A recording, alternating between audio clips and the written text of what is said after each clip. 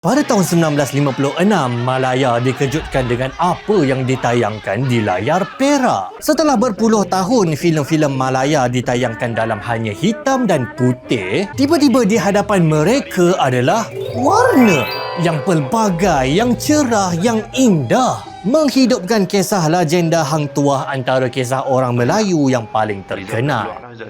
Hang teruk. Aku tempat teruk.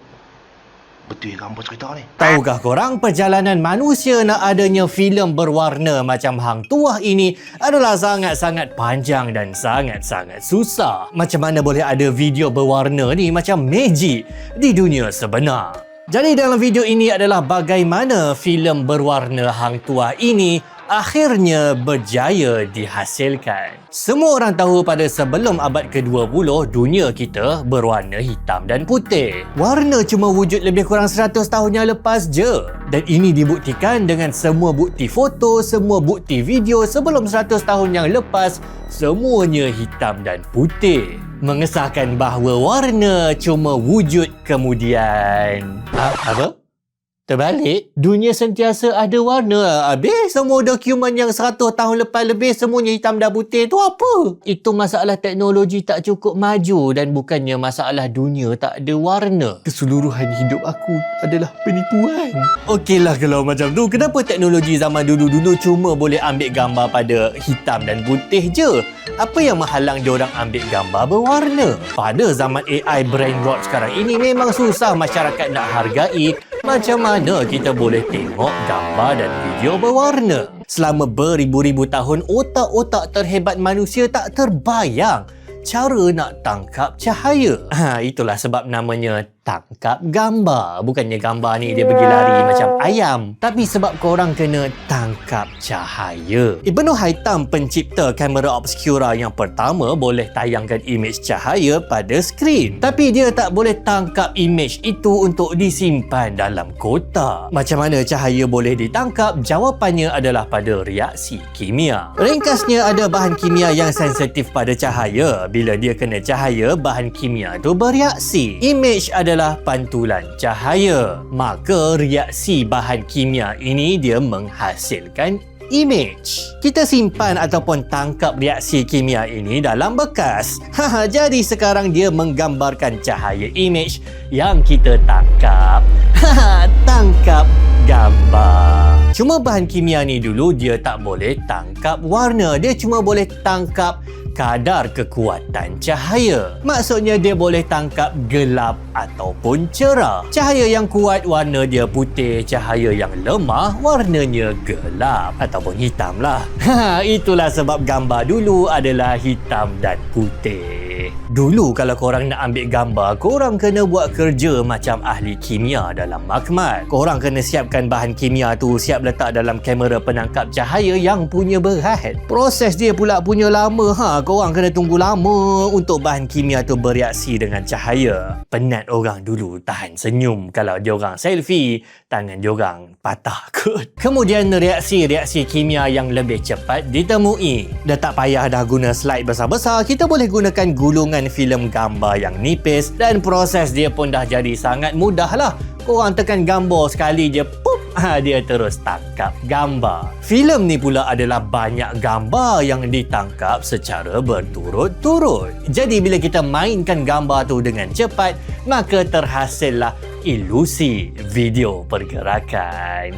Ilusi gambar yang bergerak. Maka lahirlah gambar bergerak pertama, iaitu video hitam dan putih. Dalam sejarah filem sebenarnya banyak filem hitam dan putih ini dianggap sebagai filem yang terbaik sepanjang sejarah. Korang tengok je lah senarai top 10 filem terbaik sepanjang zaman. Tak kiralah Mat Salleh ke Malaysia punya ke, mesti ada dalam senarai itu filem hitam putih. Maksudnya warna bukanlah syarat sesuatu filem itu mesti bagus. Walaupun sekarang teknologi dah punya dahsyat lah, manusia masih sangat hargai filem hitam dan putih. Tapi dalam 100 tahun lepas sebelum adanya filem-filem berwarna, masyarakat dia duk tertanya-tanyalah, duk menanti-nanti bila agaknya akan boleh ditayangkan filem bergerak yang menggambarkan realiti warna sebenar. Dunia kita mesti best kan, mesti filem akan jadi lebih baik selepas tu. Jadi macam mana terhasilnya filem yang berwarna ni? Rupanya kan korang tak perlu tangkap semua spektrum warna yang ada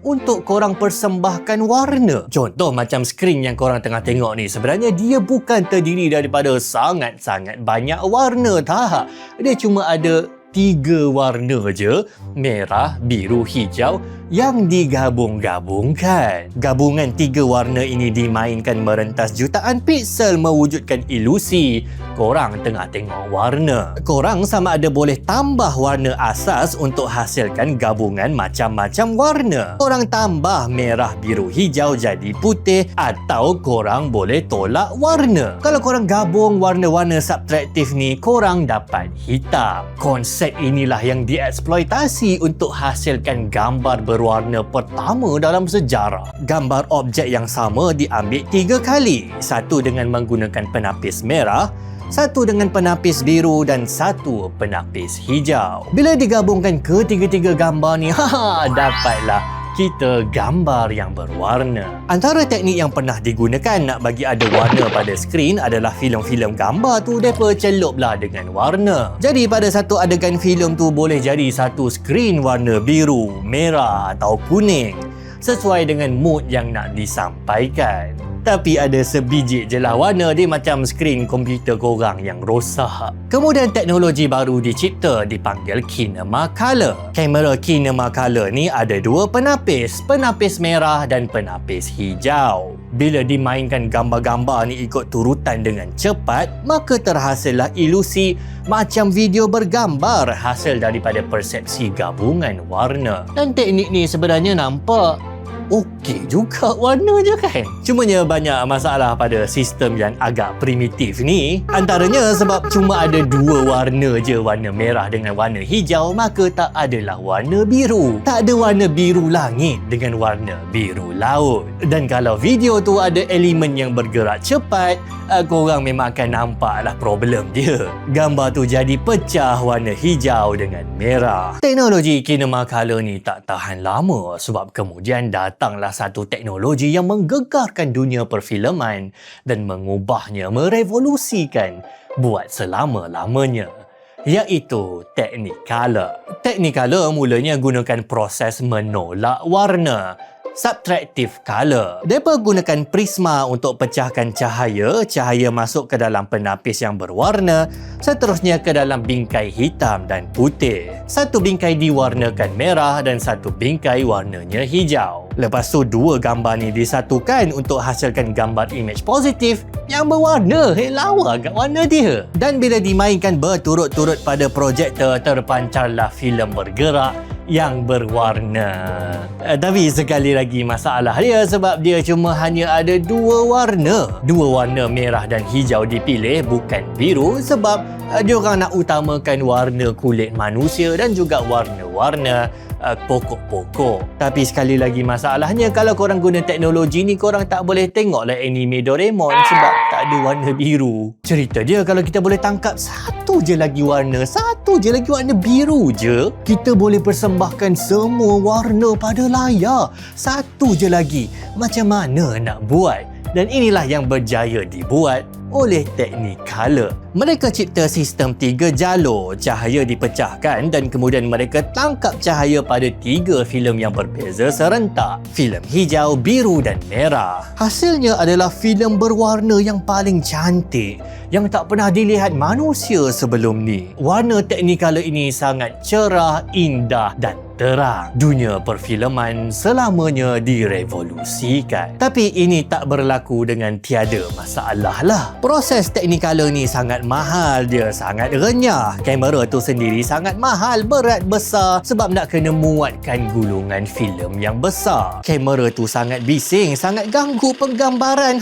Nak kurangkan bunyi kamera ni, diorang siap kena kurung dalam kotak punya besar-besar peti air. Memang taklah nak boleh rakam adegan-adegan menggunakan stand matrix kalau korang guna kamera besar peti air gini. Disebabkan kamera ini memecahkan cahaya, jadi cahaya yang dia terima tu kena sangat-sangat banyak. Studio rakaman tu kena dipancar dengan cahaya yang sangat-sangat kuat sampaikan dia jadi terlampau panas. Jadi sauna dalam studio. Dan masalah lain adalah syarikat Technicolor ni dia kuku besi. Kalau korang adalah pengarah filem yang nak guna sistem diorang, yang nak ada filem berwarna, kita kena sewa kamera daripada diorang, kita kena hire konsultan diorang, dan diorang malah boleh kawal direction filem. Sebab kalau tak, diorang kata gambar akan rosak. Jadinya Technicolor kawal 90% pasaran filem berwarna setelah tu. Sampai kerajaan Amerika Syarikat pun bengang. Jadi barulah kita kembali semula kepada watak utama video ni sepatutnya, iaitu filem Hang Tuah. Filem Hang Tuah ni berwarna, jadi mesti dia guna sistem Technicolor kan? Jawapannya tak, dia bukan guna sistem Technicolor, tapi dia guna sistem yang membunuh Technicolor, iaitu Eastman Color oleh Kodak. Eastman Color ni gunakan filem negatif warna 35mm. Maksudnya daripada kau perlukan kamera yang sangat besar, 3 gulung filem hitam putih dan proses makmal, hang sekarang cuma perlukan mana-mana kamera 35mm dan satu saja gulung filem untuk hasilkan filem. Weh, siapa yang tak nak dibandingkan dengan Technicolor? Dia lagi murah, lagi kurang renyah dan tak ada diktator daripada syarikat warna yang mengawal penghasilan filem hang. Itulah sistem yang digunakan oleh Hang Tuah. Sebenarnya warna yang dihasilkan oleh Eastman Color taklah begitu cantik macam Technicolor. Dia tak seindah dan warna dia kurang vibrant. Tapi skema warna Technicolor ni tak diperlukanlah untuk setiap filem.